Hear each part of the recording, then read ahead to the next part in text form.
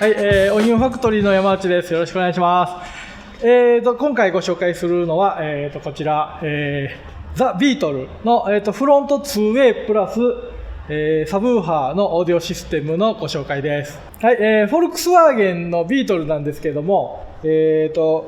リーズの生産が、残念ながら終わってしまったみたいで、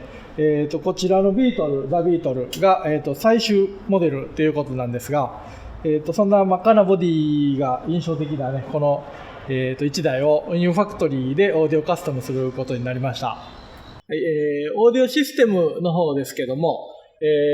こちらね、まずはフロントスピーカーの方なんですけども、ステックの ST650C っていう、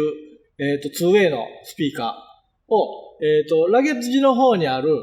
インストールしている、6チャンアンプの内蔵のプロセッサーで、ESX オーディオの、XE6440DSP っていうのの、4チャンを使って、ハイとミッドで鳴らしてます。それと、サブウーハーの方ですけども、ヘリックスの、プレシジョン P10W っていう、比較的安価なんですけども、ダイキャストフレームの、10インチサイズのウーハーを、同じくヘリックスの、M1 っていう、DQ モノラルアンプで、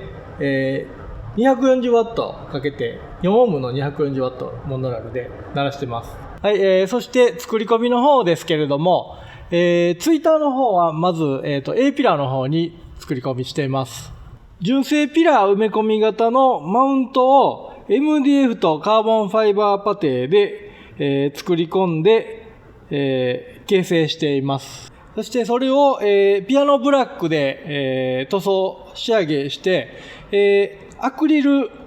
LED の、白のアクリル LED イルミネーションリングを仕込んで装飾しています。はい、ドアの方には、ミッドレンジの 6.5 インチのスピーカーを、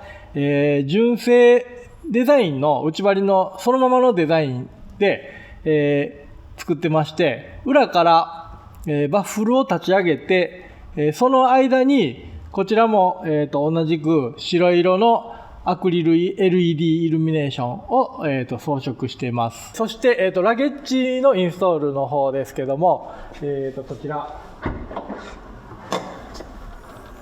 はい、アンプウ